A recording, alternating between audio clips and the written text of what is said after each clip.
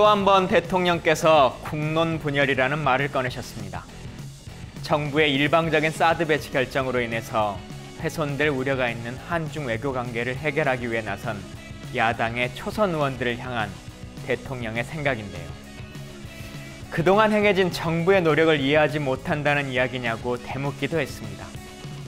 오히려 제가 되묻고 싶습니다. 제대로 된 외교적 협의와 노력이 있었다면 지금과 같은 사드 배치 결정과 중국의 보복 외교 자체가 있지도 않았을 것이란 생각은 왜 안 하시는지 말입니다. 김광진의 톡쇼 11번째 초대 손님은 더불어민주당의 김현 전 의원이십니다.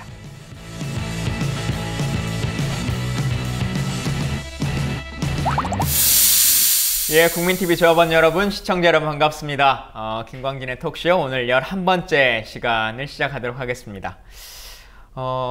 사실 이제 11번째를 맞이하면서 보니까 저도 꼽아봤어요. 여러분을 모셨는데 여러분들이 기대하시기에 매번 너무 김광진과 가까운 사람들만 나온다.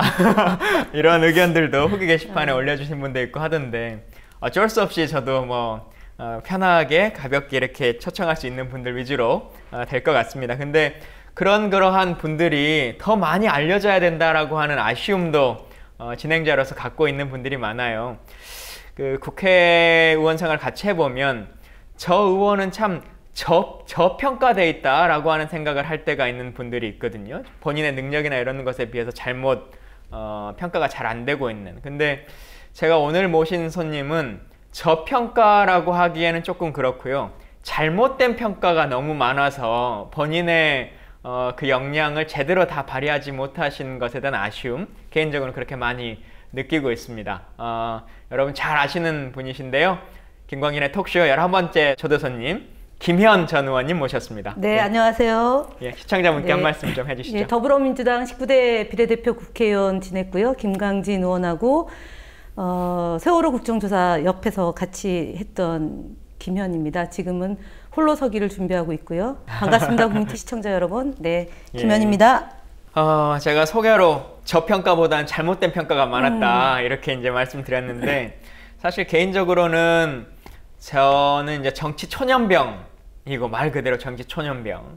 의원님은 꽤 오랜 기간 당 생활 하셨고 정치인 생활 하셨잖아요. 그냥 횟수로 치면 지금 몇 년 차 정치인이시죠? 제가 88년도, 그러니까 1988년도에 당에 입당을 했습니다. 그때 이제 대선 87년도 대선을 패배하고 나서 김대중 대통령이 총선을 치러야 되는데 당의 자산이 거의 없을 때예요. 그래서 이제 재하 출신들에게 좀 당으로 들어와 달라라고 해서 당시에 이제 지금 알만하신 분 중에는 이해찬 총리가 입사 동기시네요. 예, 입사 동기입니다. 입당 동기죠, 입당 동기.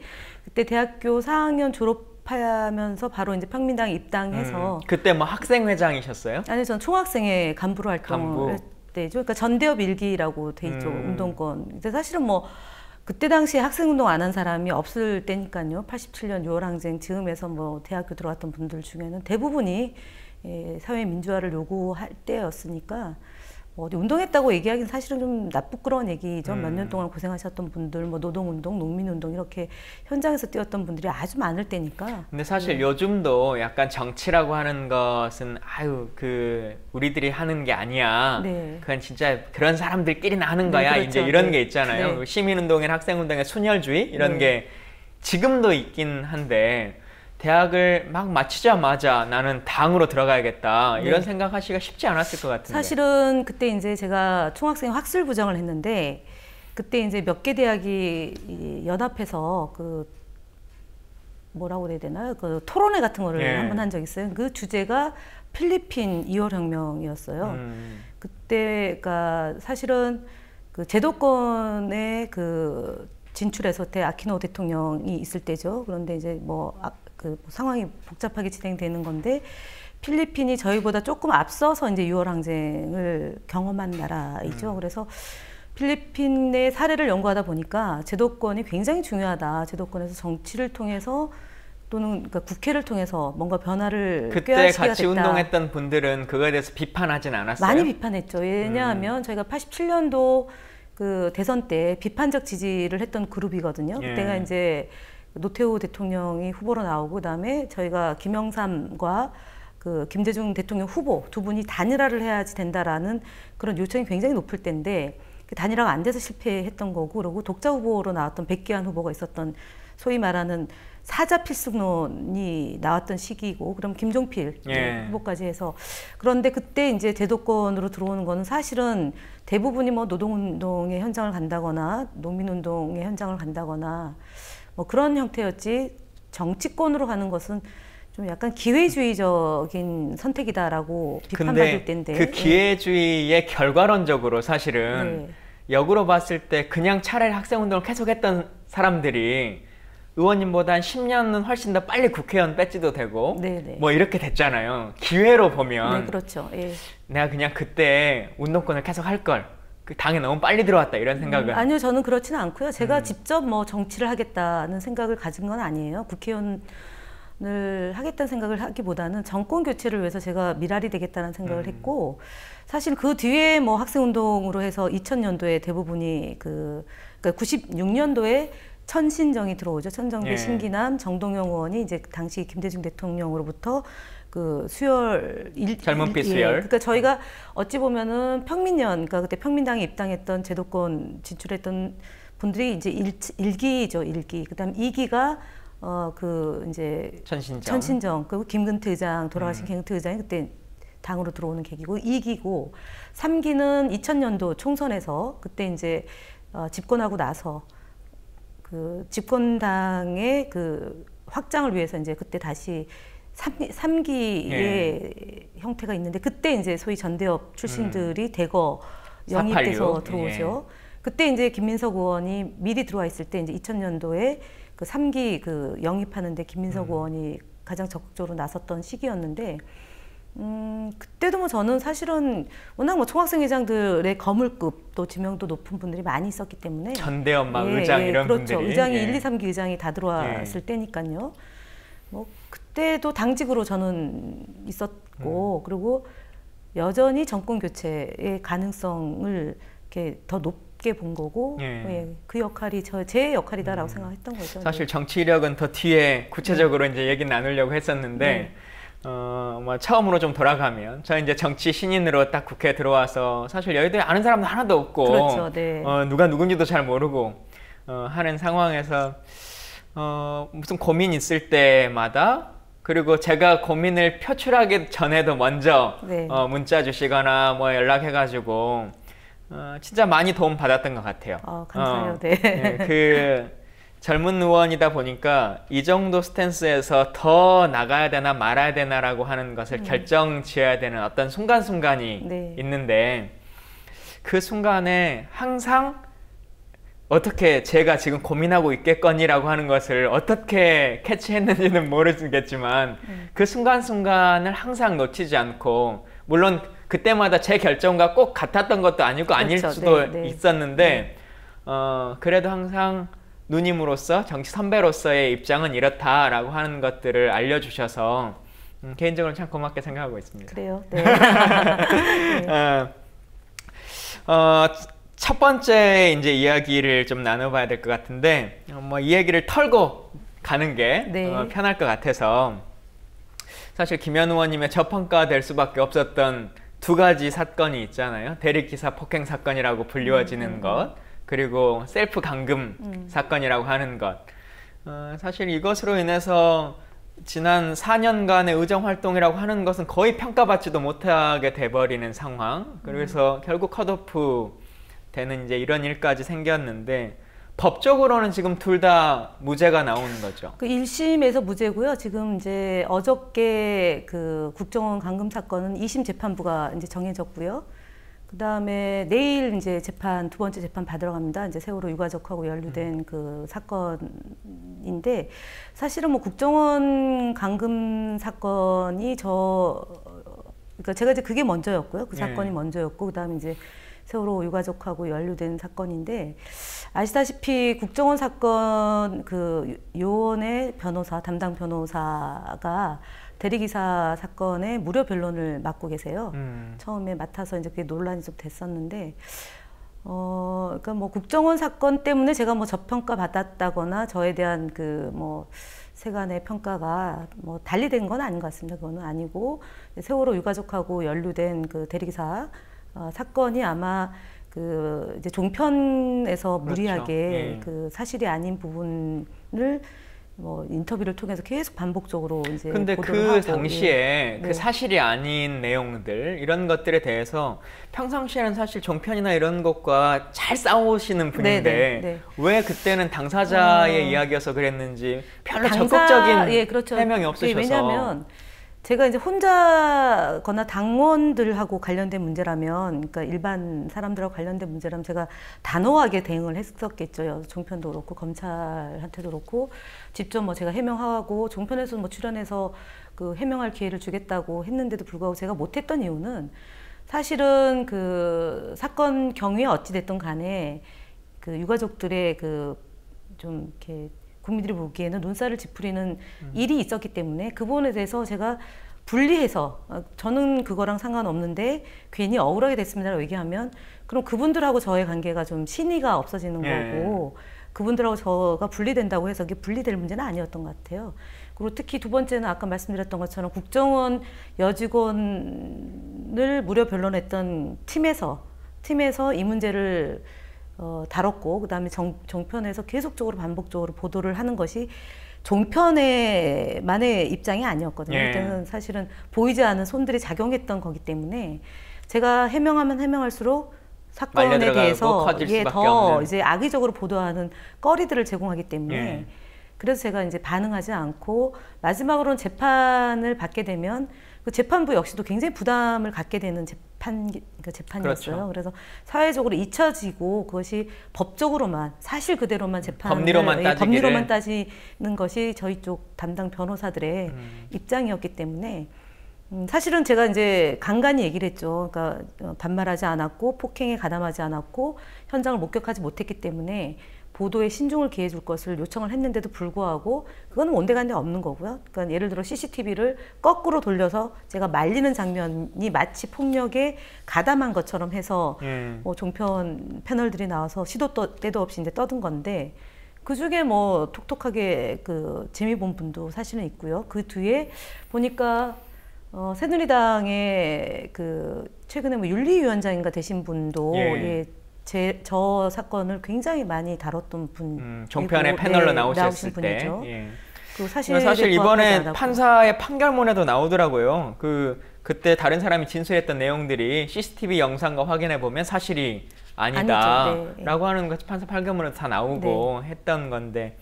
사실 이 시기가 이제 딱 공천하던 이제 1심 재판의 결과가 나오려고 하는 그 시기가 공천 신청을 이제 넣어놓고 기다리고 있는 시기였지 않습니까? 네, 그렇죠. 근데 이게 서류 심사가 되느냐 안 되냐라고 하는 이제 막 논쟁이 있었는데 결국은 무죄라고 하는 게 선언이 됐단 말이에요. 그럼에도 불구하고 공천 심사에서 재심되지는 못했는데 어떻게 좀 생각되셨어요? 그 사실은 당시에. 그때 이제 당원 당규 상으로는 비대위원회에서 권한이 없어서 정무적 판단이 필요한 사안에 대해서 정무적 판단을 요청하기 위해서 이제 당무위원회에서 비대위원장한테 권한을 준 건데 정작 정무적 판단을 해야 될 사안에 대해서는 엉뚱한 판단을 한 거죠. 예를 들어서 이해찬 의원 같은 경우는 무리하게 이제 공천을 주지 않는 판단을 한 거고 정청래 의원은 이제 컷오프로 배제시키고 저의 문제는 사실은 다루어야 되는데 무죄가 나고 종편과 검찰의 무리한 기소로 인해서 희생한 것이고 또 하나는 이제 제가 세월호 사건이 터졌을 때 상황실장을 맡으면서 굉장히 오랫동안 상황 관리를 했으면 뭐 공이 있으면 공대로 과가 있으면 과대로 하면 그 경선에는 어쨌든 참여할 수 있도록 기회를 줘야 되는데 당시에 뭐 비대위원장의 판단은 뭐 종편의 이름이 오르내리는 사람에 대해서는 좀 부정적인 생각을 하신 것 같고요. 그리고 종편의 패널로 나온 분에 대해서는 뭐 긍정적으로 생각했던 것이 후일담으로 나오는 얘기였다고 보면 뭐 충분히 예견되는 거죠. 예를 들어서 저는 개인적으로 컷오프에서 정무적 판단을 해서 경선을 했다 하더라도 비대위원장께서 못하도록 했을 것 같습니다. 왜냐하면 그 이후에도 보면은 전혀 관련성이 없는 의원 또 끝까지 공천을 안 주려고 제가 좀 지역위원장 하는 모습을 네. 보니까요. 그러니까 그럴 것 같더라고요. 그래서 저는 속 시원하게 애시당초에 된 것에 대해서 하여튼 이게 법리적으로라도 빨리 해결이 됐으면 좋겠습니다. 이 무죄라고 하는 게 검찰이 굳이 자기들이 진 사건까지 계속 항소하는 거 이런 제도 좀 바꿨으면 좋겠어요. 글쎄 말입니다. 근데 그게 항소권은 이제, 국민들이 이걸 억울할 때 다시 하는 거지 정부가 이 권한을 계속 행사하는 것은 좋은 맞습니다. 제도는 아닌 것 같습니다. 그 정신적 물질적 피해가 크죠. 왜냐하면 2심하면 또 변호사 비용도 별도로 들어가야 되죠. 시간 들어가죠. 뭐 어디 해외도 마음대로 못 가기가 어렵죠. 네. 그 국정원 사건, 이 셀프 잠금 사건으로 이제 된 거 아닙니까? 네, 그렇죠. 판결도 이제 잠금이다라고 이제 나왔으니까 사실 이제 당에 있어 보면 이게 일을 열심히 하는 사람일수록 이런 것에 말려들 수밖에 없어요. 그 현장이 벌어져도 안 가면 아무런 문제가 없는 그렇죠. 건데 그 위급한 밤 11시, 12시에 그때라도 달려나가는 사람만이 이렇게 또 문제가 되는 거지 않습니까?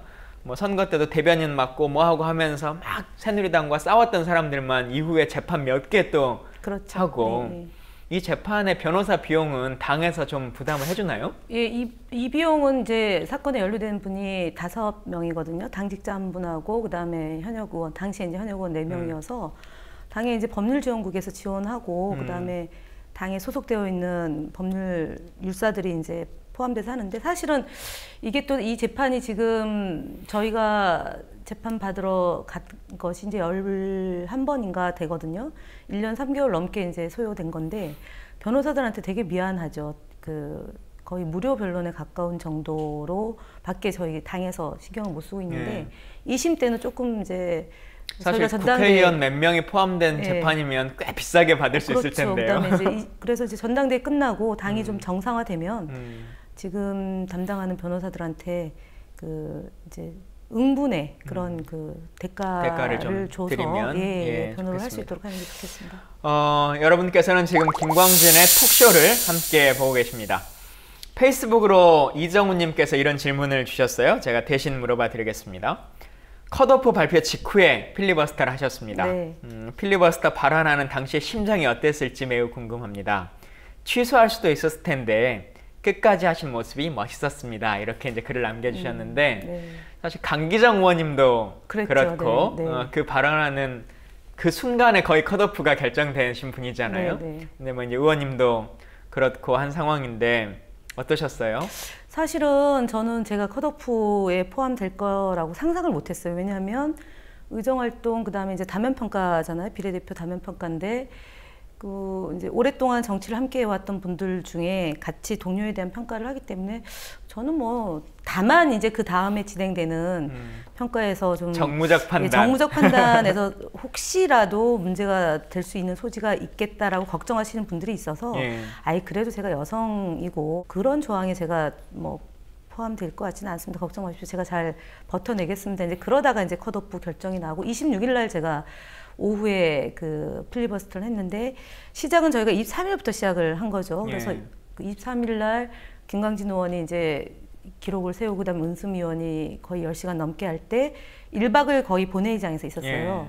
그리고 나서 이제 그 다음 날 이제 의원들이 쭉 이어질 때 사실은 집에 안 들어가고 사무실에서 이제 계속 보고 준비하고 그랬던 건데 그러니까 그때 우리가 필리버스터 시작할 때 이게 얼마나 갈 건지 또는 국민들의 반응이 어떨 건지에 대해서 되게 불안정한 상태에서 무리하게 시작을 한 거잖아요. 그 총선에 악영향을 미칠 거다라는 게 이제 사실은 조금 대표적인 중론이었고, 중론이어서 그래서 제가 그 얘기를 하시는 분한테 너무 그렇게 유불리를 따지지 맙시다. 총선이랑 큰 판에서는 국민들은 어쨌든 필리버스터 하는 것에 대한 의미를 부여하는 거고 그다음에 종료 시점은 국민들이 그만하라라고 얘기할 때 우리가 그만두면 되는 거지 그걸 사전에 언제 끝날 건지를 생각하고 준비하는 것은 안 맞는 것 같습니다라고 얘기를 드리면서 제가 그 다음에 이제 보니까 신청하는 사람이 끊어졌더라고요. 7명인가 8명인가 해가지고 끊어져서 맞아요. 제가 이제 24일 날 오전에 이제 사실은 이름을 넣은 거죠. 그때 이미 이제 비대위에서는 명단이 이게 공유가 되고 오전에 이제 기자들 사이에서는 얘기가 되다가 회자가 되다가 3시쯤에 이제 제가 정장선 총무본부장 당시에 이제 연락을 받았어요. 처음에 딱 그 축하합니다. 그래서 뭘 축하하지? 전화 온다는 얘기는 컷오프에 포함됐다는 얘기인데 뭘 축하하지? 그렇다가 무죄 받은 거 축하하는데 컷오프에 포함됐다 그래서 제가 너무 좀 어이가 없었습니다. 적어도 헌법기관이고 본인도 국회의원을 했었던 분이고 그러면은 사람을 보내는 게 저는 기본이라고 생각합니다. 그러니까 전화로 그 어떻게 그렇게 일을 처리해요? 그거는 제가 볼 때는 굉장히 잔인한 방식으로 많은 사람들한테 그거는 정치인 이전에 개인 사람들한테도 그렇죠. 사람이 오는 게 맞는 거고 그리고 정말 이런 경위와 진행 상황이 됐으니 양해를 구한다. 그러나 어쨌든 당은 고맙다. 그동안 고생 많았다. 이게 기본적인 사람에 대한 예의이고 그게 이제 좀 저는 그래야 된다고. 근데 그 절차가 없어서 이번에는 다 그런 것들이 너무 많았던 것 같아요. 그래서 이제 그 전화를 받고 이제 필리버스터를 할 건지 말 건지를 이제 사실은 한 10분 정도 이제 저희 방 직원들하고 비서들하고 이제 같이 했는데 의원님 그래도 하시죠. 사실은 보좌진들은 그 이틀 3일 이제 날밤을 샜기 때문에 체력도 좀 많이 떨어지고 뭘 하시려고 그러냐. 그래서 그래도 해야 된다. 이거는 역사의 기록이기 때문에 해야 된다고 얘기했고 그러려면 제대로 합시다. 그래서 사실은 10시간 분량을 준비한 게 그때 이제 국정원 댓글로 나왔던 원래 의원님이 항상 무슨 A4를 많이 갖고 다니는 걸로 유명하신 분이잖아요. 그걸 한 박스를 출력을 했어요. 그래가지고 그거를 그때 이제 그 국정원 댓글 지워졌던 거 어떤 나중에 이제 포렌식으로 해가지고 발견했던 사건 기록 있잖아요. 그거를 다 읽자. 그래서 이것이 밝혀지지 않았다면 역사에 묻혔다면 국정원에 의한 정치 개입이 흔적도 없이 국민들이 모르는 상태로 넘어갈 텐데 의원님이 그래도 의정활동했던 내용 중에 국정원 감금 사건을 어쨌든 현장에 제일 먼저 갔고 그것이 의정활동의 가장 빛나는 기록이 되니까 그때 필리버스터를 하면서 이제 테러 방지법을 막아야 된 이유가 이것을 했던 국정원한테 더 큰 권한을 준다라면 대선은 해보나 마나한 거 아니냐라는 그것을 좀 하는 게 어떻겠냐 그래가지고 갔는데 사실은 기침이 나왔어요.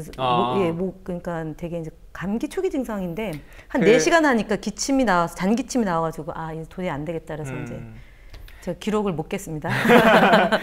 그 의원님 하면 항상 뒤에 다른 분보다 이해찬 총리가 딱 버티고 있는 느낌이 이제 느껴지는데 정치인들이 봐서는 컷오프 됐다라고 한 연락을 받고 이해찬 총리에게는 뭐라고 말씀하셨어요? 총리가 그때 이제 사실은 본인 문제가 불거지기 전이었어요. 사실은 그때는 왜냐면은 심사도 받았고 그러니까 이제 그 다음에 비대위에 올라가서 이제 거기서 이제 더 문제가 됐는데 사실은 20% 안에도 안 들어갔고 그 다음에 그때 이제 종편에서 5인방을 찍었을 때니까 그때 이제 5명 공천 주면 안 된다라고 보도 나오기 시작을 하는데 그때는 이 총리가 어쨌든 20%에 안 들어갔기 때문에 본인에 대해서는 더 이상 이제 해코지하는 게 없겠다라고 생각하고 저한테는 잘 설명을 하면 당이 그 고생 선당 후사가 있으니까 보호받지 않겠냐라는 약간 상식을 가진 사람들이 얘기할 수 있는 거고. 그래서 누구한테 얘기를 하고 본인도 이제 좀 옆에서 해주겠다고 그랬는데 그 와중에 이 총리가 딱 걸린 거예요. 김종인 비대위원장한테. 그래가지고 제가 세종시에 내려가서 만나 뵙고 그러니까 전날이죠. 그러니까 컷오프로 발표하기 전날 저는 사실은 좀 불안했어요. 그래서 친노의 좌장인 이해찬만 이렇게 드러내면 이후의 구도가 그러니까 생각했던 구도가 진행될 수 있을 거다라고 생각하고 이 총리를 건드릴 것 같더라고요. 그래서 제가 너무 불안해서 세종시로 갔더니 총리는 되게 설마 아무리 악연이라고 하더라도 그거는 아주 오래전에 20년도 훨씬 더 지난 시절의 얘기인데 그거 갖고 비대위원장이 그러겠나. 그리고 또 개인적으로 다른 일 때문에도 만났던 거 있어서 전혀 본인은 괜찮다고 김현 너 문제나 좀 잘 됐으면 좋겠다 미안하다 이제 이랬는데 그 다음 날 이제 해가지고 그러니까요. 그 안타까운 얘기들이 참 많이 있네요. 근데 더 큰일 하시고 민주정부 3기에서 자유롭게 헐헐 일하시라고 아마 그렇게 권한을 주신 감사합니다. 것 같습니다. 여러분께서는 지금 김광진의 톡쇼를 함께 보고 계십니다. 모든 이가 하나 되어 즐기는 전국 체전, 전국 장애인 체전. 2016년 10월 충남에서 열리는 그 즐거운 축제에 당신을 초대합니다.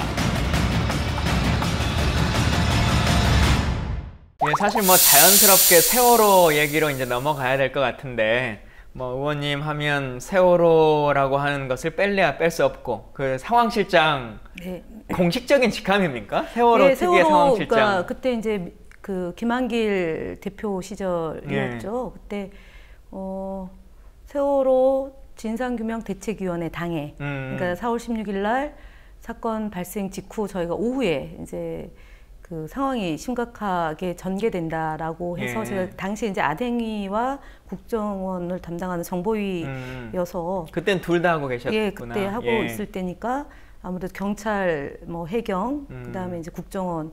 그때 국정원이 연관돼 있다라는 거를 제가 그날 오전에 자료를 그 상황 보고서를 이제 일지를 받았는데 그게 예. 한 11시 한 반경 받았던 것 같습니다. 제일 먼저 저희가 이제 아무래도 좀 이상하다라고 생각이 들어서 이제 받았는데 거기에 이제 국정원하고 전파됐던 그 예. 정부기관에 수행처가? 국정원이 있어서 국정원이 왜 이거를 그 개선상에 있을까라고 해서 좀 궁금했고 그래 그 부분에 대해서 이제 좀 예의주시했는데 당시에 당대표가 그럼 상황실장을 맡아서 상황 관리를 좀 해달라. 왜냐하면 그때 워낙에 이제 유언비어도 많이 예. 유포되고 조그만 꼬투리에도 잡히면 안 되니까 그래서 이제 상황실장을 맡고 그때 저희가 카톡방으로 의원 카톡방을 처음 의원 만들었죠. 네. 요즘 뭐 의원 카톡방 이런 얘기 많이 네, 나오는데 원조죠. 그때 원래 처음에 만든 것은 네. 세월호 상황실장으로서 그렇죠. 공유 정보 공유하겠다라고 그렇죠. 해가지고 만들었는데 네. 이후에는 사실 그거 없었으면 어떻게 의정 활동했을까 싶을 정도로 그렇죠. 네, 지금도 뭐 예. 20대 국회에서도 그게 굉장히 활발하게 예. 이제 소통 창구인데 그때 그게 아마 굉장히 유효한 수단이었던 것 같아요. 결국 그렇게 해서 이제 지역구도 안산을 선택하셨는데 네. 세월호가 없었더라도 안산을 선택하셨을 것 같으세요? 아니면 원래 사실은 생각하고 있었던 지역이 있으신가요? 사실은 제가 이제 그 2012년도에 정권 교체가 되고 그랬으면은 지역은 조금 더 어려운 지역으로 아마 선택을 했을 것 같아요. 고향으로. 그러니까 지금 이제 작년에 이제 혁신위가 만들어지고 이제 우리 지금 요번에 출마한 이동학 그 노원에 갔는데 그 전에 이제 얘기했던 게 뭐 소위 386 선배들 이제 오랫동안 정치하시고 예. 지역에서 오랫동안 한 지역에서 있던 분들한테 고향으로 내려가라 어려운 지역으로 내려가라고 얘기를 했는데 사실 제가 2012년도에 비례대표 되고 나서 직후에 제가 했던 얘기 중에 하나였어요. 의원님은 고향이 어디세요? 일단 강릉이죠. 강원도 강릉 맞아. 예. 그래서 제가 그 이제 정권 교체가 됐으면이란 전제는 뭐냐면 워낙에 이제 어려운 지역인데 저 혼자 가면 안 되잖아요. 그래서 좀 스크럼을 짜서 그 이제 수도권에서 좀 이렇게 좋은 지역에서 출마하신 분들 예. 같은 경우는 좀 지명도를 지역으로 갖고 또 그러니까 그럼 이제 집권한 여당이면 훨씬 더 이제 그 힘을 가지고 예. 이제 어려운 지역으로 가서 좀 전국 정당화 하는 데의 좀 기틀도 잡고 희생하는 예. 모습도 보이고 그것이 이제 이후에 우리 당을 이렇게 굉장히 크게 풍부한 만들 수 있다. 그렇게 이제 생각을 했는데 안 된 거잖아요. 사실 예. 국정원의 그 12월 11일 날 그 사건과 중간 수사 결과 발표 12월 16일 이것으로 인해서 7%의 국민들이 선택을 달리했다라는 거 아닙니까? 만약에 그 발표가 없었으면 문재인을 찍었을 거다라고 얘기한 박근혜를 찍은 사람 중에 문재인을 찍었을 거다라고 얘기하는 게 예. 여론조사상 7%가 됐기 때문에 사실 진 것이 뭐 여러 요인도 있지만 전 개인적으로 국정원의 정치 개입 사건에 대해서 경찰의 수사 결과 발표가 우리의 선거에 지대한 영향을 했다. 결정적 요인이다. 저는 지금도 그렇게 생각을 하는데 그래서 제가 그 다음에 그럼 어떻게 할 거냐. 정권 교체를 위해서는 의원직을 유지하는 게 무엇보다 중요하겠다 싶어서 수도권에 있는 지역을 쭉 이제 예. 살펴보니 4개 지역 중에 여성이 없는 지역이 안산 한 군데고요. 예. 3개 지역 중에 여성이 없는 게 안양이었어요. 예. 그래서 안산하고 안양을 놓고 제가 그러면 어떻게 할까 고민했는데 제가 그래도 강원도 출신들이 조금 활동이 활발한 데가 안산이고요. 그다음에 이제 원래 한양대. 안산도 그 지역 말고 다른 데를 가시려고 그렇죠, 했잖아요. 그렇죠. 예. 한양대가 있어서 이제 제가 원래 생각했던 그 지역으로 가려고 그랬는데 그분이 워낙에 이제 운동권 친노에 대한 이 비판의 강도가 높아서 그럼 한번 부딪혀 볼까 했는데 그럼 너무 또 이게 그분이 지금은 탈당하셨죠? 네, 국민의당에 계시죠. 그러면 그때 가셨으면 됐을 텐데. 아니 근데 꼭 그런 건 아니고 그러던 와중에 이제 세월호가 터진 거고 그리고 이제 앞서 말씀하셨던 그 사건이 있었는데 세월호 유가족들과 제가 이제 많은 대화를 나누면서 우리 문제에 대해서 끝까지 좀 함께 해달라. 그 정치인으로서가 아니라 하여간 좀 낙선하고 지금도 좀 자주 만나세요? 유족들? 다양하게 만나죠. 예를 들어서 이제 그저께는 돌아가신 선생님들, 예. 그 이제 미수습된 두 분 있고, 그 다음에 선생님들 부모님이 이제 뭐 안산에 사시는 분도 있고 다른 곳에 계신 분도 있는데 이분들이 또 이제 선생님들 문제 때문에 이제 모임을 해요. 그러면은 그래서 이제 만나서 사실 그 이제 돌아가신 선생님들의 나이가 20대 후반이에요. 30대 그렇죠. 초반. 예. 그리고 이제 결혼도 못한 상태로 이제 그렇게 갔는데 예를 들어서 이제 단원고 학생들이 희생되거나 생존 학생의 부모들은 또 선생님들을 원망해요. 왜 우리 아이들을 구해내지 못했는지. 그런데다가 본인들 이제 자식도 먼저 여인 거잖아요. 예. 그러니까 이분들의 고통은 삼중 사중이에요. 그러니까 그 유가족들, 학생 유가족들의 부모님들 보기에도 면구스럽고 어디 가서 울지도 못하고 예. 그러면서 이제 몇 개월을 지나면서 이제 혼자 이렇게 많이 다녔대요. 결국 근데 이제 그런 아픔들이 있는 상태에서 세월호 특위까지 네. 정부는 해산을 시켜버린 거지 않습니까? 이렇게까지 굳이 막 해산을 시키면서까지 해야 하는 정부의 의도는 뭘까요? 저는 사실은 그게 이제 당일날 이제 원래 이게 사고였다가 참사로 바뀌는 과정에서 정부가 무능했고 청와대 컨트롤 기능이 없었고 대통령은 무엇을 했느냐가 어쨌든 초미의 관심이고 그것이 언론에서 집중 부각이 되고 처음부터 박근혜 대통령이 이 사건에 대해서 그렇게 그 감정은 아니었다고 저는 생각을 해요. 진짜 해결을 하려고 노력을 했는데도 불구하고 잘 안 된 거죠. 시스템이 작동이 안 됐고 그러다 보니까 이제 왜 내가 하려고 그랬는데 사람들 자꾸 왜 나를 원망하지? 내가 뭘 잘못했을까라고 하면서 이제 그게 이제 분노가 되는 것 같아요. 이분 대통령한테 나는 할 만큼 했다. 진도체육관도 가고 팽목항도 가고 뭐 사고 현장도 가고 수습하라고 했고 모든 걸 다 동원해서 하라고 했는데 왜 안 했냐? 왜 나보고 잘못했냐고 하느냐라는 그 생각이 너무 강해지다 보니까 진상규명 돈 그래 배보상 했지 않았냐? 그러면 그만하지. 왜 자꾸 이 문제를 거론하면서 나의 그 문제로 하하느냐라는 것으로부터 출발점이 잘못된 것 같아요. 그러니까 다시는 이런 일이 반복되지 말아야 되기 때문에 진상규명을 하는 거고 책임자에 대한 처벌을 하고 그 다음에 구조적으로 이런 문제에 대해서 그 잘 할 수 있도록 컨트롤 기능을 강화하고 이렇게 가자는 취지인 거죠. 가족들도 거기서부터 비롯됐는데 자꾸 감추려고 하고 새로운 사실이 드러난 것에 대해서 은폐시키려고 하니까 의혹을 갖는 거예요. 왜 그러지? 왜 그러지? 이러다 보니까 달리는 그 열차처럼 그렇게 된 건데 대통령이 지금도 사실은 그래서 이 대통령 하에서는 진상규명이 그 제대로 안 되겠다. 7시간에는 진짜 진실이 뭐가 있을까요? 그렇게 말하는 그 7시간이라고 하는 것? 저는 어쨌든 해경청장하고 전화통화를 하고 지시를 내린 거잖아요. 10시경에. 예. 뭐 김강진 의원도 세월호 국조특위 우리 같이 하면서 이제 된 건데 거기서 이제 이정현 요번에 새로 된 당대표가 그 해경을 비판하는 KBS한테 그러지 마라. 예. 그다음 대통령이 이 뉴스를 보고 있다. 그러니까 이런 거죠. 대통령이 보고 있기 때문에 진실을 은폐하는 게 아니라 진실을 대통령이 보고 있으니까 제대로 된 보도를 해서 다시는 이런 일이 생기지 않아야 된다라고 해야 되는데 거꾸로 가고 있는 거잖아요. 대통령의 심기를 건드리지 말아야 된다라고 통제를 가하니까 이건 꼭 안 되는 거라고 저는 보고요.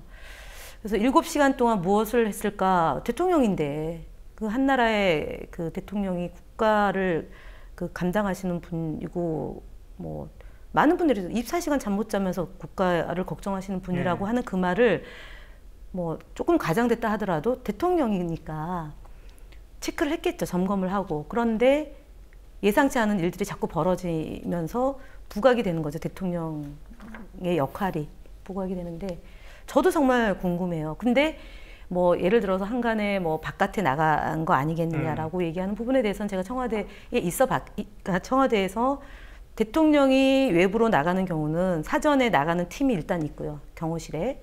그다음에 현장에 나갔을 때 그러니까 소위 통제를 가하기 때문에 이것이 몇 년이 지나도록 그냥 카더라 통신으로 된다고 네. 하는 거는 청와대에 있었던 거는 맞는 거고요. 그다음에 제대로 보고가 됐느냐, 대면 보고. 그러니까 김기춘 비서실장이 대면 보고를 못했다고 하는 거 아닙니까? 예, 그건 스스로도 밝혔죠. 예. 포인트는 거기에 있습니다. 비서실장이 수석 보좌관 회의를 주재를 했고, 그 다음에 대통령이 이제 재난 대책본부를 예. 오후 5시에 갔잖아요. 그럼 그 시간 동안에 그러면은 비서실장이 대통령 주재 회의를 소집하지 않았다는 것은 직무유기거든요. 비서실장이. 그게 어떤 이유인가라고 하는 걸 그리고 본인이 대면 보고를 설사 안 했다 하더라도 대면 보고를 안 했다는 얘기를 어떻게 그렇게 천연덕스럽게 하느냐.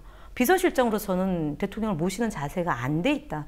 설사 만약에 상황이 그렇다 하더라도 본인이 감당하고 책임지고 대통령에 대한 부분은 영역은 지켜주고 비서실장이 감당하고 가야지. 그거를 어떻게 거기 와가지고. 아유, 저는 그래서 이 청와대의 소위 참모들이, 비서들이 대통령을 보호하지 않는 것 같습니다. 네, 대통령은 그래도 한 국가의 최고 통수권자인데 그렇게 무책임하게 빠져나가는지에 대해서는 저는 잘 페이스북에 조아련이라고 하는 분이 비슷한 질문을 네. 주셨는데 뭐 이제 그 질문의 내용을 좀 떠나서 이후에 이제 국민들에게 사실 이제 어찌 보면 좀 잊혀지기도 하고 지금은 이제 진짜 유족들이 어떻게 있는지도 조금 가물가물해지기도 하고 가끔은 아직도 광화문에 그 천막이 있어? 라고 하는 분들도 네, 뭐 있으시기도 하고 뭐 하단 말이에요.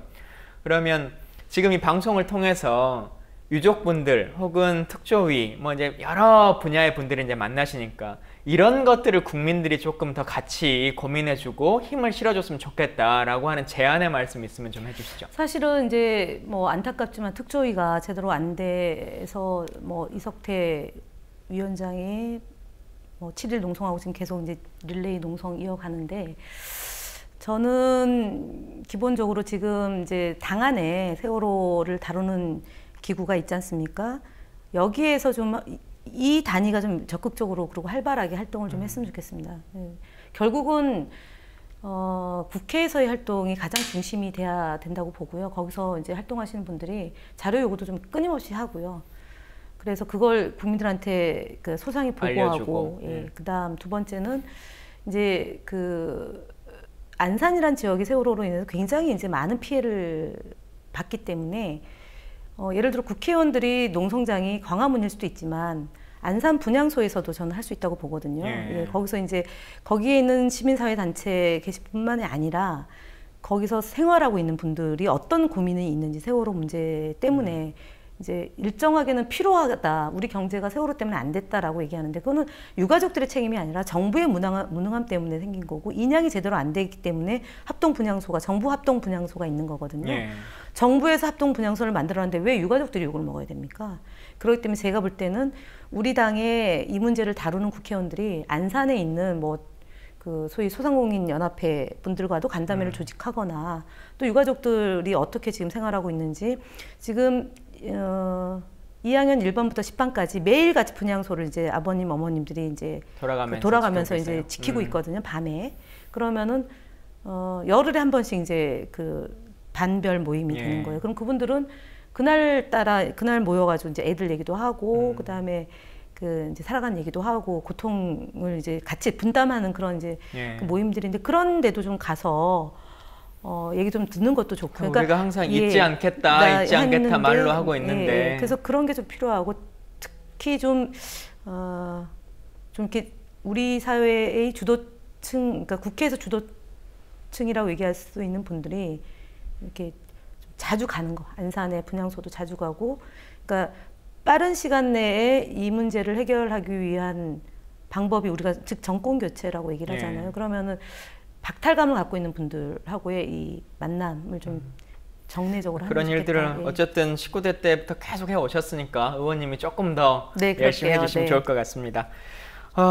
사실 그 세월호뿐만 아니라 우리 지금 사회가 안전이라고 하는 것에 대해서 여러 가지 고민도 안고 있고 다양한 진짜 추모가 일상화되는 그런 세상이라고 막 하지 않습니까? 근데 이제 국회의원 4년의 생활을 안전행정위원회에서 이제 계셨으니까 안행위에 계시면서 느꼈던 생각들, 그리고 안전이라고 하는 것과 관련해서 이러한 것이 좀 제도 개선이 필요하다라고 하는 것도 좀 있으면 말씀해 주시고, 사실, 또 하나는 네. 어쨌든 국회의원은 법으로 말하는 사람이니까 네. 이런 법을 내가 19대 때 냈었는데 뭐 그게 통과될 수도 있고 안 될 수도 있을 것 같은데요. 이런 것들은 빨리 제도적으로 안착해야 된다라고 하는 것 좀 말씀해 주시면 좋겠습니다. 그러니까 제가 이제 의용소방대법을 만들었는데 이제 전국에 10만여 명이 넘어요. 이게 뭐 예전에는 소위 바르게 살기, 그다음에 뭐 새마을 부녀회 뭐 이렇게 새마을 봉사 이제 하고, 그다음에 자유청년 연맹 뭐 자청이라고 하는 이런 이제 소위 관변 단체들이 쭉 활동을 지역에서 해 왔는데, 의용소방대는 그 이제 소방대원 숫자가 이제 규모가 적고, 그다음에 이제 골목골목 아는 분들, 그 동네에 사시는 분들이 훨씬 더 이제 저희도 선거 준비하다 보면 의용소방대 뭐 여기 그렇죠. 행사들 그러니까 많이 있잖아요. 그때 이제 그분들이, 그러니까 법이 없었어요. 그분들을 위한 법이 없는데, 그때 이제 제정해서 이제 의용소방대의 활동들을 좀, 그러니까 국가가 이제 뭐 비용의 문제가 아니라 당신들이 하는 것은 국가가 그 자체를 예우해주고 존중해주겠다 이제라는 그 법을 이제 제정했다는 게 그 기억이 남는 거고, 그래서 그분들은 굉장히 고마워하시죠. 그리고 이제 제가 두 번째로 이제 그 국가가 국민을 보호하는 직업 중에 하나가 소방 대원들 아닙니까? 근데 이분들이 국가직이 아니에요. 지방직이고, 그래서 뭐 그 장비 구입하는 문제나, 그게 국가직이 안 되는 이유가 있습니까? 그게 이제 그 전체 공무원 숫자.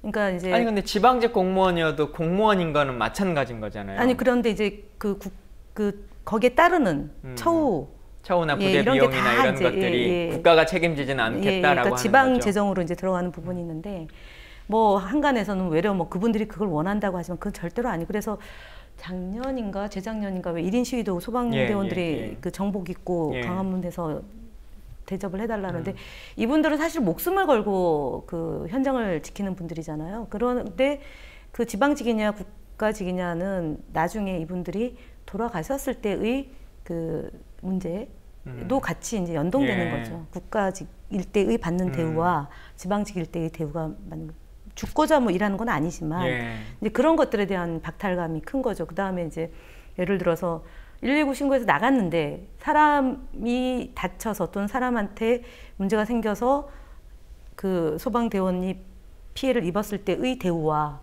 또 다른 경우가 생겼을 때의 그 대우가 달라지거든요. 그런 부분에 대해서도 사실은 그걸 알고 나간 건 아니잖아요. 그렇다고 안 나갈 수도 없는 거지 않습니까? 이제 이런 것들을 좀 일목요연하게 정리해 주는 것이 좀 필요하고, 마지막으로는 저는 제가 이제 참여정부 때 청와대에 있을 때의 공무원들의 국가를 생각하는 태도와 최근에 이명박 박근혜 정부에서의 공무원들이 그 국가를 위해서 이면 이거 아니면 아니다라고 얘기할 줄 아는, 그때 이제 저희가 대표적으로 얘기했던 게 검사와의 대화 때 노무현 대통령한테 했던 그 기계가 지금은 10분의 1도 없는 거 아닙니까? 그러니까 뭐 복지부동하고 있다, 또는 위에서 생각하는 소위 그 대통령이나 국무총리가 생각하는 거에 맞추어서 이제 국가를 운영하는 공무원이 일상화되고 있는 거잖아요. 그래서 그게 대표적으로 국정원인데 해외에 파견 나가 있는 국정원 요원들이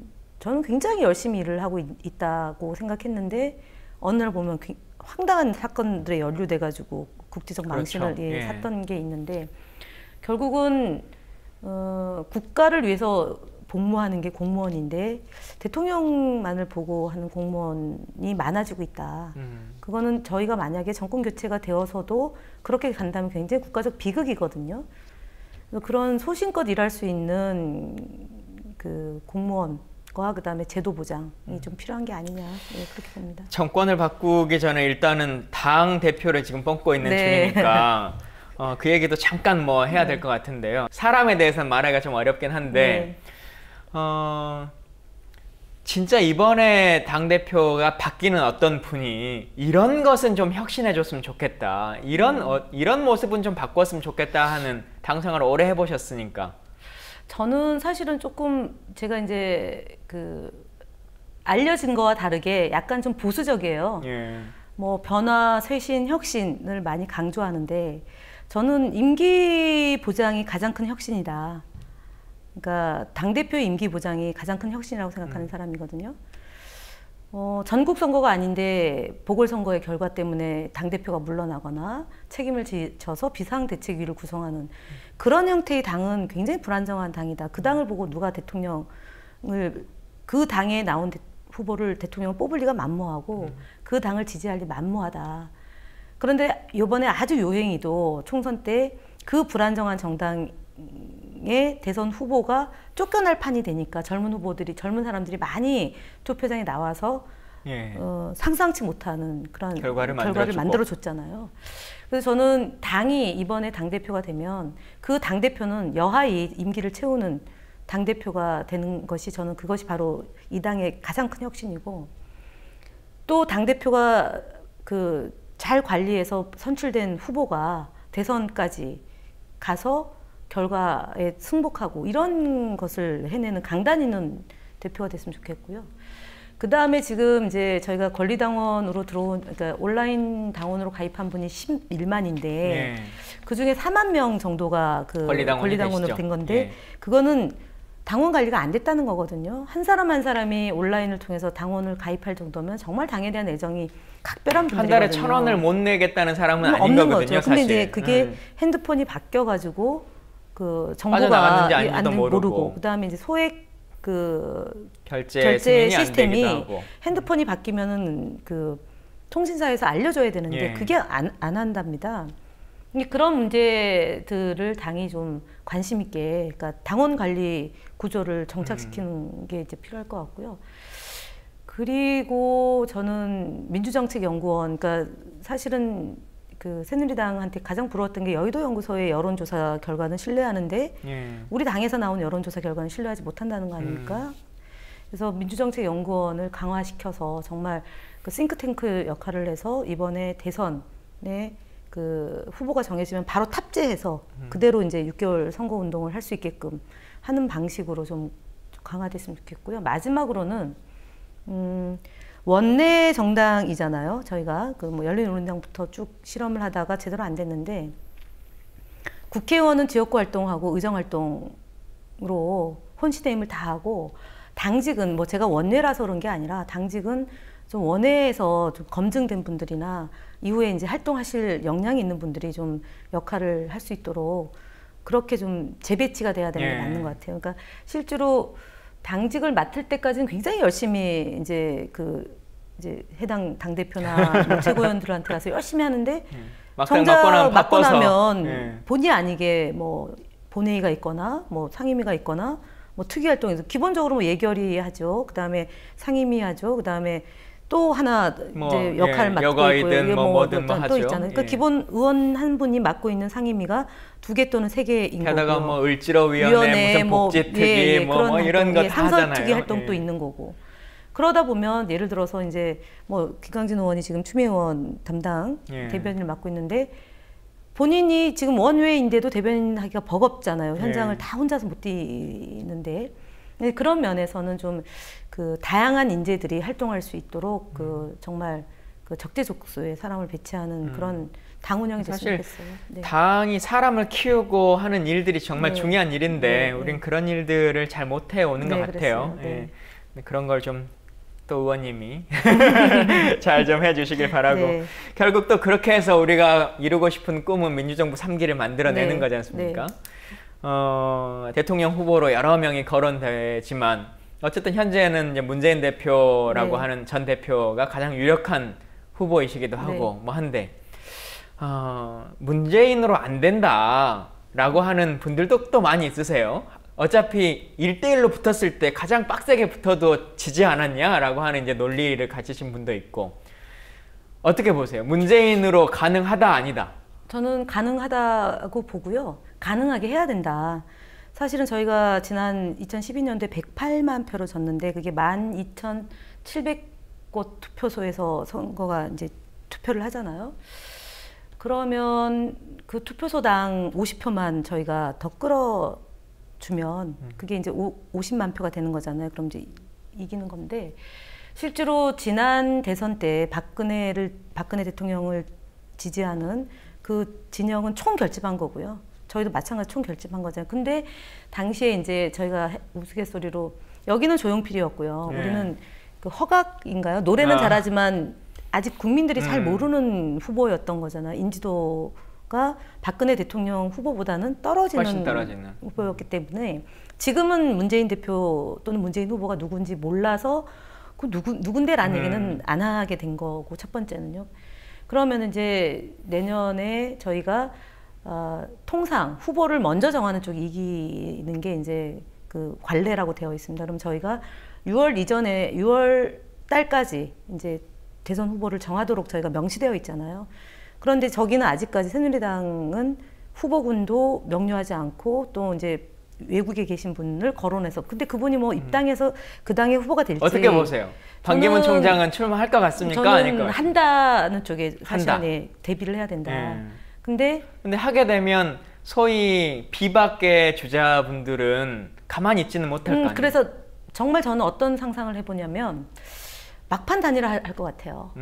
반기문 총장이 이렇게 준비를 하고, 그러나 그 당에 바로 들어가면은 경선을 해야 되니까, 그러면 조직력이 센 사람 또는 박근혜 대통령의 영향 하에 있는 사람이 이제 근데 이번에 이제 뭐 또 당대표, 그 당의 당대표가 이정현 대표가 된 걸 보니까 반기문 총장이 조금 더 자신을 얻을 수도 있겠다. 근데 이제 내년 상황은 또 다르죠. 대통령의 레임덕이 정말 극심해질 거고 영향력이 지금보다 훨씬 더 떨어진다고 보면 마음대로 되지는 않을 것 같은데, 어쨌든 저는 반기문 총장은 대선의 뜻을 두고 있고 그것을 훨씬 더 활용할. 마지막까지 안철수 대표는 나올 것 같습니까? 저는 뭐 나올 것 같습니다. 네. 그러니까요. 참 이번엔 진짜 꼭 이겨야 되는 그렇죠. 그런 상황인데, 정치인들의 어떤 이해관계로 진짜 많은 국민들이 희생되지 않았으면 좋겠다, 이런 생각도 갖고, 뭐 저도 그렇고 의원님도 그렇고 그때 역할들 충실하게 잘 했으면 좋겠습니다. 아까 이제 시간이 저희가 거의 다 됐는데 처음에 소개하시면서 이제 홀로서기를 하고 있는 중입니다. 이렇게 이제 말씀하셨단 말이에요. 지난번 국회의원 경선 때는 경선의 자격도 받지 못해서 못 해보셨고, 근데 최근에 지역위원장 경선을 했는데 떨어지셨단 말이에요. 경선에서.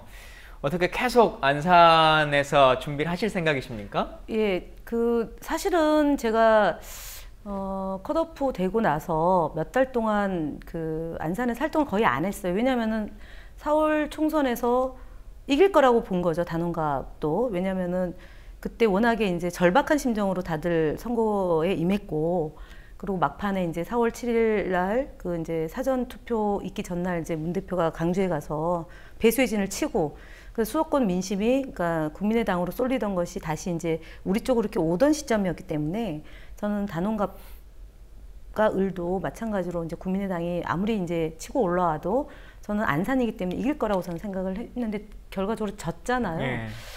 지고 나서 또 조직위원장 공모하는 데까지 뭐 사실 제가 정권 교체가 더욱 중요하기 때문에 그 역할에 좀 뭐 80% 정도 제 역량을 투입하고, 지역은 결국은 이제 정권 교체의 여하에 따라서 이제 지역 문제는 판가름 난다고 생각이 됐기 때문에 지역위원장 경선에 임할 생각을 아예 준비도 안 했는데, 뭐 사회통합 부지사 뭐 거론이 되고 그래서 이제 공석이 될 수 있어서 지역 어른들이 그러면은 김현 의원이 하고 정권 교체 우리 같이 해서 세월호 진상규명도 하고 억울함도 좀 푸는 게 어떻겠냐고 그래서 시청을 했는데 하여간 경선이 된 거죠. 근데 이제 제가 사실은 권리당원도 그렇고 이제 그분은 그게 이제 그 지역이 천정배 의원이 사선을 했던 지역이에요. 그러니까 굉장히 그 조직이 기반이 있는 거죠. 거기서 이제 뚫고 들어가려면은 저도 노력을 많이 공을 들여야 되는데 코가 안 들이고 뭐 쉽게 되는 일이 있겠어요. 그래서 어쨌든 안산에서 계속 활동하느냐가 많은 사람들이, 안산에 있는 많은 분들이 저한테 묻는 질문이었고, 그래서 제가 안산에 계속 활동합니다라는 그 선언적 의미의 보고이고, 그다음에 저는 어쨌든 정권 교체를 통해서 이 안산의 아픔을 좀 치유해야 되겠다는 생각이 워낙 강하기 때문에 그 일을 또 해야 되고, 그 다음에 세력 교체가 좀 필요한 것 같습니다. 솔직히 말하면 안산에서 천정비 의원이 4번 하고 지금 강주로 내려가서 국민의당의 옷을 입고 있고, 김영환 의원이 또 사선을 하고 국민의당의 옷을 입고 계시고 사무총장을 하고 계시는데, 선배 정치인들이 그런 정치는 저는 정말 그 후배들한테 보여줘서는 안 될 모습이라고 보기 때문에, 제가 안산에서 선의의 경쟁을 통해서, 그러니까 88년도에 입당했던 청년 김현이 30년 지나서 그 지역을 어떻게 그 발전시킬 건지에 대한 고민과 함께 세월호 문제를 정말 그 필요한 세월호가 아니라 희망의 그 하도, 안전의 하도 이런 걸 만들고, 그래야지 저도 명예가 회복이 되는 거기 때문에 계속 안산에서 활동하고. 뭐 이제 그건 국회의원과 관련한 어떤 일정일 것 같고, 사실 이제 가장 최장수 춘추관장 기록을 갖고 계시잖아요. 네. 여성으로서는 처음으로 첫 번째 춘추관장이시고, 춘추관장이라는 단어 자체를 잘 모르시는 분도 있긴 할 것 같은데, 이제 청와대에서 이제 언론을 담당하는 일을 이제 쭉 오래 해 오셔서 뭐 공보 뭐 이런 일들을 잘 하시는데, 뭐 이제 집권하면 무슨 자리 싸움 이런 게 아니더라도, 내가 뭐 무슨 장관을 간다 뭐 이런 게 아니더라도, 어떠한 형식이 됐든지 간에 나는 정권이라는 걸 잡아서 좋은 대통령을 만들고 나면 이거 하나는 내가 책임지고 꼭 그 권한을 가지고 바로 잡고 싶다라고 하는 거 있으면 말씀 좀 해주시죠. 결국은 뭐 제가 19대 때 2가지 영역인데 하나로 이제 맥락은 하나잖아요. 또 이 얘기해가지고 또 나중에 불이익 받을지 모르겠는데 저는 사실은 언론하고 국정원인 것 같아요. 예, 그 기울어진 운동장이라고 얘기하는데 뭐 종편 문제까지 포함해서 노무현 대통령은 언론 문화를 바꾸는 걸로 언론 개혁을 하려고 그랬던 거고요. 근데 그걸로는 부족하죠. 문화는 일정하게는 좀 바꾼 것 같은데 구조의 문제이잖아요. 이거를 저희가 진짜 개혁을 해야 되는데, 그거는 이제 뭐 저 아니어도 할 수 있는 역량 갖고 있는 분들이 있기 때문에 적어도 이제 그 부분에 대해서는 저도 관심 있게 봐야 되는 것 같고, 그 다음에 이제 경찰, 제가 이제 안행위를 했잖아요. 근데 경찰과 그 공무원과 그다음에 특정하면 국정원인 거죠. 근데 물론 이 국정원도 아주 경험이 풍부한 분들이 이걸 어떻게 바꿔내야 되는지에 대한 그 관점이 있을 텐데, 저는 그것이 많이 하는 게 중요한 게 아니라 정말 해야 될 것을 어떤 상황이 휘둘려가지고 못하게 되는 일은 막아야 되겠다. 예. 그 제가 국정원 국조특위 들어갔다가 위원으로 들어갔다가 쫓겨났잖아요. 그렇죠. 예.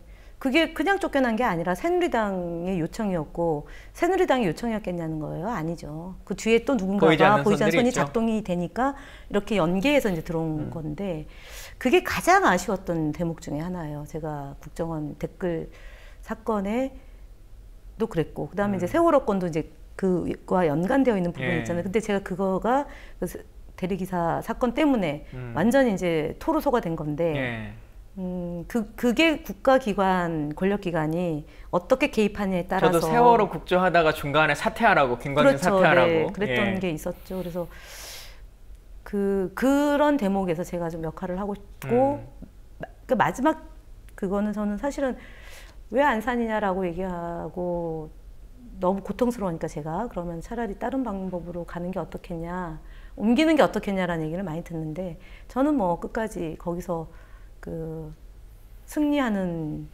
걸 하여튼 그렇게 해서 가족들의, 유족들의 마음도 잘 위로해 주시고, 또 많은 국민들이 생각하는 진실 규명, 우리가 너무 거대하고 어려운 걸 바라지 않거든요. 상식의 범위에서 그렇죠, 최소한 이런 것은 궁금한 것에 대한 답을 해달라고 하는 것이고, 그때 국가는 무슨 일을 했는가라고 하는, 정말 뭐 무슨 국가 기밀을 알려달라고 하는 것이 아닌데, 그렇죠. 그런 것들이 좀 정상적으로 바로잡혀질 수 있는 일들에 힘있게 잘 해주시면 좋겠습니다. 당직자로 시작해서 오랜 기간 당을 함께 하셨고, 또 국회의원, 비례대표 국회의원으로서의 활동을 하셨고, 정치인으로서 올라갈 수 있는 길, 그리고 또 어려운 시기까지 모두 이렇게 몸소 경험하고 계시는 것 같습니다. 근데 그럼에도 불구하고 언제나 웃음 잃지 않고 계시고, 또 그 순간순간에 있어야 할 곳에, 서 있어야 할 곳에, 그리고 말해야 할 이야기들 끊임없이 해주고 계셔서 언제나 고맙고 감사한 생각 가지고 있습니다. 마지막으로 우리 톡쇼 시청자분들께 인사 말씀 해주시면 좋겠습니다. 예, 김광진 의원이 11번째 손님으로 저를 초대해 주셨는데 조금 늦은 감이 없잖아 있죠? 그죠? 근데 사실은 저희가 그 청년 비례대표 2명, 장하나 의원하고 김광진 의원이라는 실험을 했고 성공을 거두었다라고 자부합니다.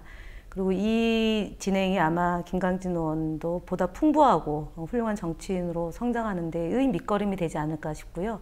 앞으로도 많이 사랑해 주시고 자양분을 듬뿍듬뿍 주십시오. 특히 국민TV는 협동조합으로 운영되는 곳이기 때문에 이것을 시청하는 분들의 참여, 깨어있는 시민의 참여, 그 다음에 행동하는 양심, 이제 두 대통령이 저희들에게 주고 간 유훈인데요.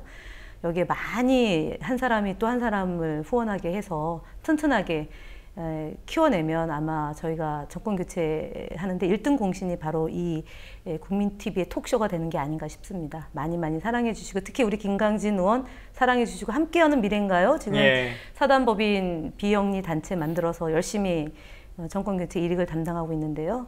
힘을 주시고 못하는 거 있으면 그때그때 질책해 주시고 저도 페이스북이나 트윗을 통해서 인사를 드리니까 거기에 저한테 의견을 주시면 제가 성심성의껏 답변 드리겠습니다. 2017년 12월 21일 정권 교체까지 하루도 쉬지 않고 열심히 할 테니까요. 많이 사랑해 주시고 더불어민주당 사랑해 주시고 제가 좋아하는 문재인 대통령 후보 아직은 선언은 안 했지만 곧 하시게 될 테니까 관심 가져주시길 바랍니다. 여름 잘 버티시고요. 별로 행복하지 않고 안녕하지도 않지만 그래도 대한민국은 더불어 잘 사는 나라가 될 것이고 이렇게 젊은 청년이 있다는 점에 무한한 가능성을 엿봅니다. 네, 오늘 시청해 주셔서 감사하고요. 저희 더불어민주당 당원으로 많이 가입해 주시기 바랍니다. 감사합니다. 예, 감사합니다.